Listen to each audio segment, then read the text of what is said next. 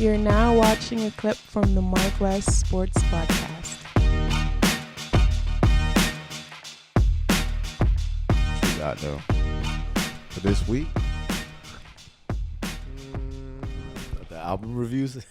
You got a little album review now. Like, hey, look, this is gonna be a new segment on the MarcWes Sports Podcast where we give a little album review on the latest albums that recently came out. It may be a month, 2-3 months old, depending on the quality of music, where they are in the charts.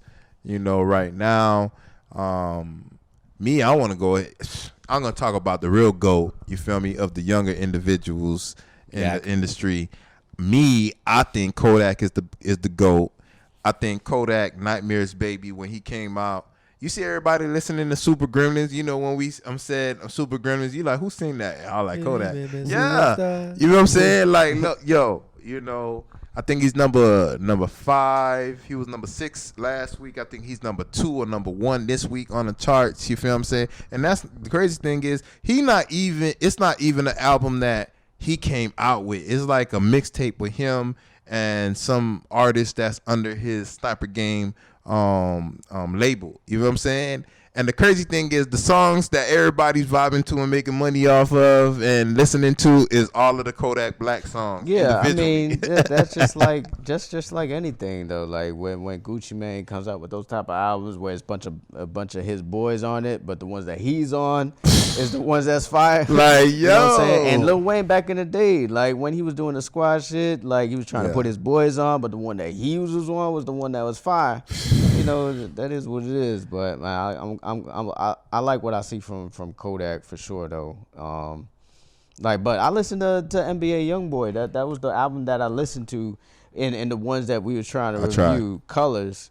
And I was like, how should we rate this? Because I was thinking of like doing like 5 mics type shit, like with the source. I'm doing a 1 through 10. Because I think you got more flexibility because it's very subjective. Like you could go anywhere from 1 to 10. Like 5, I think. 1 to 10, I don't know. I feel like that's too many. Like I feel like 1 to 5 is good. Would be straight. It's like 1 to 10, you could give them like 100% would be an A, right? 75%. But how likely you gonna give an album a 3 or 4 or 5? Like not likely. You probably the most of the time it's gonna be like 7, 8, 9, maybe 10. Yeah, likely you're not gonna rate somebody a 3. That's kind of or true. 4. Unless they just trash. That means that's just straight garbage. You might as well name it a 1 or a 0. If it's that trash. What would you? So graded it. All right, if we gonna grade it on 5 mics. Yeah, 1 to 10. To me, like, and you could do halves. Let's just do halves. Yeah, half is like your average. So to me, I'd give it. To me, like, first of all, like, did you listen to the whole album? First of all, that's the first question. Did you? Yeah, I listened to the whole album. Not the whole album. I listened to a few like 5-6 songs. I listened to the whole album, and I was just like, there's some songs that I'm like, okay, I can vibe with this, I can vibe with that, but it was mostly kind of like the slower ones, like the ones that, like, I feel like you tried to like have meaning or content with it. The other regular ones, I'm just like, I can't mess with these. So to me, it's like a 3 or maybe a 2.5 to me. Like that type of album, for me. Like it really doesn't. It's not something I'm gonna listen to again. Like I may say, I may listen to some of the main ones, or I may recognize them in the club when I'm in it, like, or at a brunch or something. I'm like, oh, okay, I remember that song from that album. But nah, it's not something I'm really gonna listen to again. NBA Youngboy. Same like here. Lyrically, he's not that guy to me. Like lyrically, like I don't hear stuff that like I'm like, yo, okay, this has. It's clever or it's thought provoking or good punchline. That's not what I hear from Kodak Black. Kodak Black, I hear funny shit, one, I hear real shit that okay, and I hear clever like wordplay, like put like oh okay, so you really thought that out to put that together. You know what I'm saying? Like that. There's some thought behind that. Where Youngboy, he's just he's not. He's one of them trap stars, I guess these days that I don't. I just kind of put in a box. I agree. He's 100%. One of those guys I just put in a box, and if I heard you, I wouldn't know if it was you, to be honest, unless somebody told me, okay, this is NBA Youngboy. I wouldn't recognize your voice because some other guys sound just like you. See, I agree 100%. You know, when Chris was telling me to listen to it, and before you got here, I was kind of saying the same thing. I'm like, I tried to listen to his album, like, you know, when I was outside, you know, just chilling, listening to the music, you know, and I couldn't. You know what I'm saying? And you know me, like majority of all my rappers that I really grew up on was the BG, Soulja Slim, C Murder. You feel me? New Orleans rappers. You feel what I'm saying? Like I get that more from Kodak than I get that from NBA Youngboy. You feel me? Yeah. Like, and Kodak is not even from New Orleans or Baton Rouge or whatever like that. Just Louisiana, period. You feel what I'm saying? He give me more cadence to what he's rapping about. Like, he could rap fast. He could rap slow. He could rap about this. He could rap about that. When it comes to NBA Youngboy, it comes to, like, for me, the songs that I heard, you know, and Chris had gave me a few more songs that was more like, you know, him like saying like some real shit. You feel me? But I wasn't feeling it. You feel what I'm saying? Like, come on, man. Like, like me, like I said when before you got here, I was like, he reminds me of Meek Mills. You feel me? Meek Mills just gonna go ahead and yell on the track, but when it comes to NBA Youngboy, he's just rapping. He's not. You feel what I'm saying? When it comes to Kodak, I look at him like an artist that's rapping. You feel me? That's gonna paint a certain pictures for me. Whereas as far as what NBA Youngboy, he's just rapping. You feel me? It's not trash, but you just rapping. Kodak, you feel me, is an artist or somebody that I see like really is painting the picture, and he got a crazy thing. He got a song called Painted Pictures. You feel me? Yeah. I can really see and visualize what he's talking about when he's rapping without having to rewind and like, what did he say? And what did he say? And right. You know what I'm saying? Like again, on some tracks, he can be as real as the J. Cole's and the Kendrick Lamars, but he's not going to give you that type of, you know, like New Yorking or type of rap, but he's going to speak that real shit. And as far as with NBA Youngboy, you may speak some real shit, but I don't even know you speaking real shit without listening to it 10 times. Whereas Kodak, I could hear the real shit the first time I actually hear it. Exactly. You know what I'm saying? So for me, when it comes to Nightmare Babies that he dropped, like, again, you got Super Gremlins. You got another song, Halloween Kill Bill. What are you scoring it? What's your score on Kodak's? On the Kodak song? On the Kodak songs? You ain't really listen to NBA Youngboys. I listen, but I already know it's not going to change the way I feel if I listen to the rest of the music. You feel me? Really so NBA Youngboy, I'll give him like maybe 2.5. Yeah, but you ain't listen to it. But what do you give Kodak's? Kodak, his songs? The album. The album I would give like a 3. But if you're talking about his individual songs on that, because you remember it was not his album, it was for his artist. Right, if you're talking about his songs, I'll give about 4.5, 5. How many songs he got that's just his on there? The ones that what you got, like 4 or 5 songs? He got like 5 songs. You feel me? I think he got one. Because remember, this is an album review. We talking about the overall album. He got Killing the Rats. That's hard. He got Peggy Sue. Peggy Sue is with Petey Pablo, which is hard as hell. You know, he got Super Gremlin. Out here doing? Yeah, I'm gonna let y'all listen to that track.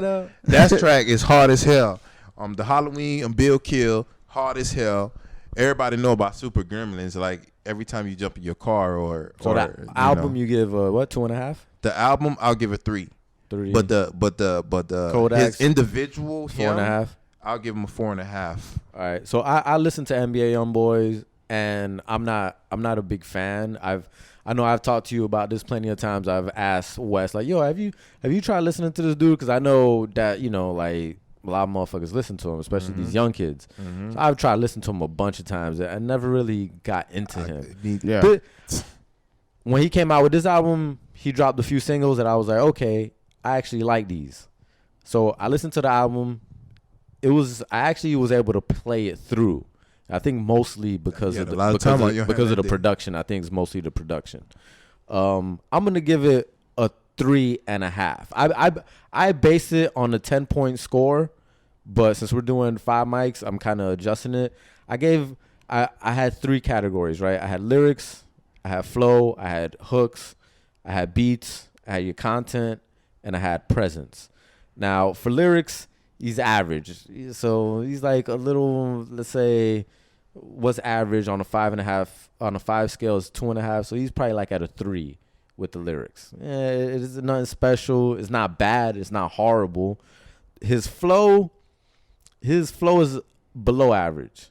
I'll give his flow like a 2 point. Yeah. I'll give his flow like basic. A 2.2. It's just basic. And sometimes he's behind the beat. Like sometimes he's off beat. You know? Like Blueface? Like Blueface. Or even like one of my favorite rappers, Cormega.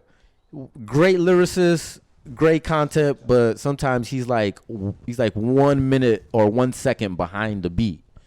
NBA Youngboy has certain songs where he's on flow, but he also has songs where he's just like off the fucking beat.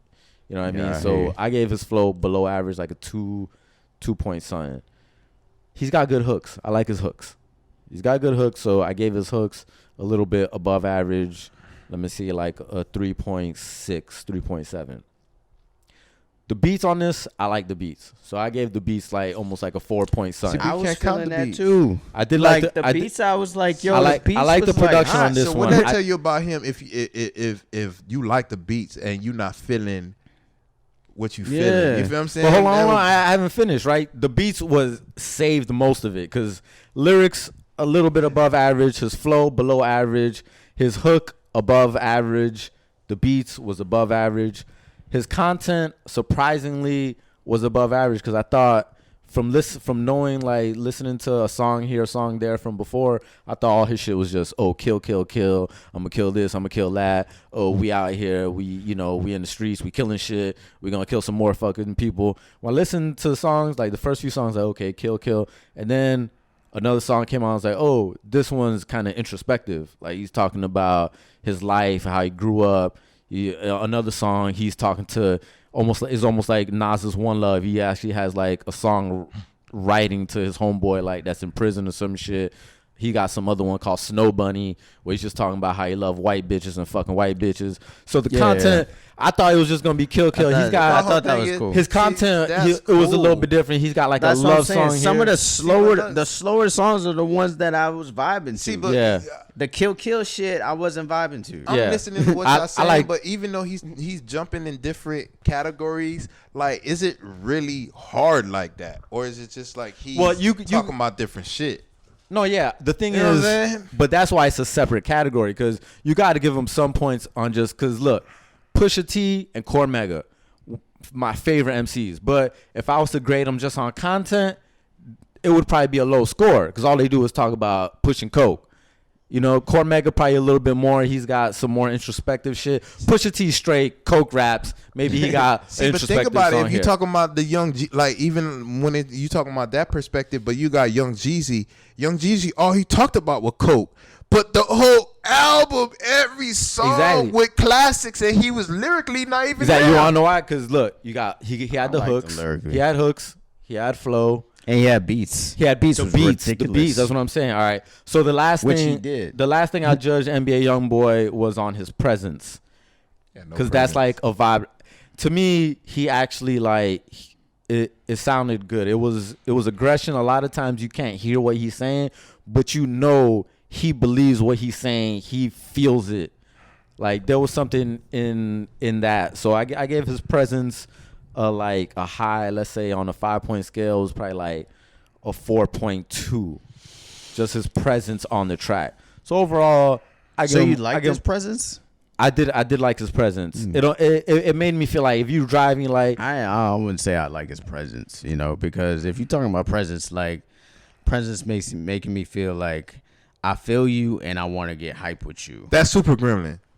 But I didn't feel nah. that with him. I felt a little bit like, okay, like when he like on the aggressive tracks, I was like, okay, this makes me feel a little bit more aggressive.